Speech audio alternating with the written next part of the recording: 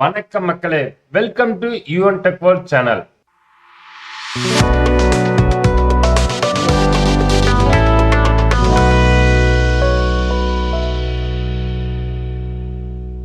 இன்னைக்கு நம்ம இந்த வீடியோல பார்க்கக்கூடிய முக்கியமான இன்ஃபர்மேஷன் யாருக்கானது அப்படின்னு பாத்தீங்கன்னா, கட்டாய கல்வி திட்டத்தின் கீழ் தனியார் பள்ளிகளில் எல்கேஜி மற்றும் ஃபர்ஸ்ட் ஸ்டாண்டர்டுகளில் 25% இட ஒதுக்கீட்டின் கீழ் தங்கள் குழந்தைகளை ஆர்டி அட்மிஷனில் எப்பொழுது சேர்க்கணும், அதுக்கு என்னென்ன டாக்குமெண்ட் தேவை, யார் யார் தகுதியானவர்கள் அப்படிங்கிற இன்ஃபர்மேஷன் தான் இந்த வீடியோல நம்ம பார்க்க போறோம். வீடியோவை ஸ்கிப் பண்ணாம கடைசி வரைக்கும் பாருங்க.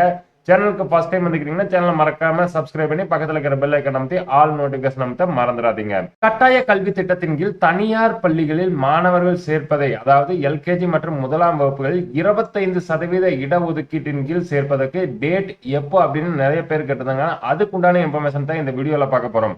அதாவது கட்டாய கல்வி திட்டத்தின் கீழ் தமிழகத்தில் சுமார் 8000க்கும் மேற்பட்ட தனியார் பள்ளிகளில் 1,10,000 இடங்கள் உள்ளன. இந்த திட்டத்தில் எல்கேஜி அல்லது 1ஆம் வகுப்பில் சேர்ப்பவர்கள் 8ஆம் வகுப்பு வரை கட்டணமின்றி இலவசமாக படிக்கலாம். 9ஆம் வகுப்பிலிருந்து நீங்கள் ஃபுல் பேமெண்ட் செலுத்த வேண்டியது வரும்.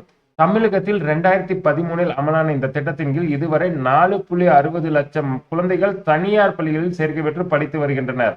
இவர்களுக்கான கல்வி கட்டணமாக தமிழக அரசு சார்பில் தனியார் பள்ளிகளுக்கு ஆண்டுதோறும் 370 கோடி வழங்கப்பட்டு வருகிறது. இதற்கிடையே வரும் கல்வியாண்டு, அதாவது 2024-25 கல்வியாண்டில் இலவச மாணவர் சேர்க்கைக்கான விண்ணப்ப பதிவு எப்போ என்று கேட்டிருந்தாங்க.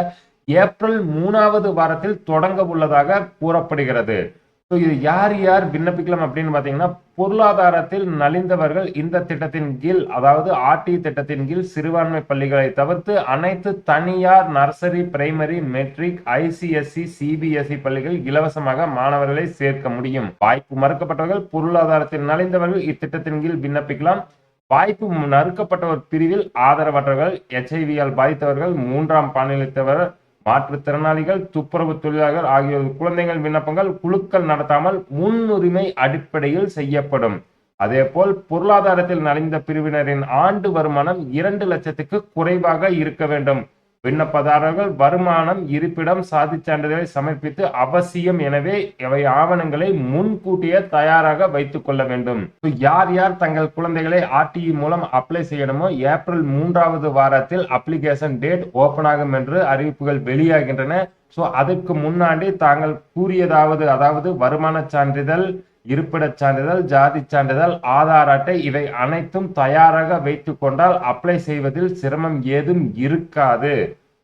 நீங்கள் இன்றே தங்கள் அருகாமையில் உள்ள சிஎஸ்சி சென்டர் மூலம் சென்று இதை உண்டான டாக்குமெண்டை சமர்ப்பித்து நீங்கள் அப்ளை செய்து உங்களுடைய டாக்குமெண்டை பெற்றுக்கொண்டால் உங்களுடைய குழந்தைகளை தனியார் பள்ளிகளில் 25% இடஒதுக்கீட்டின் கீழ் பெற்றுக்கொள்ளலாம்.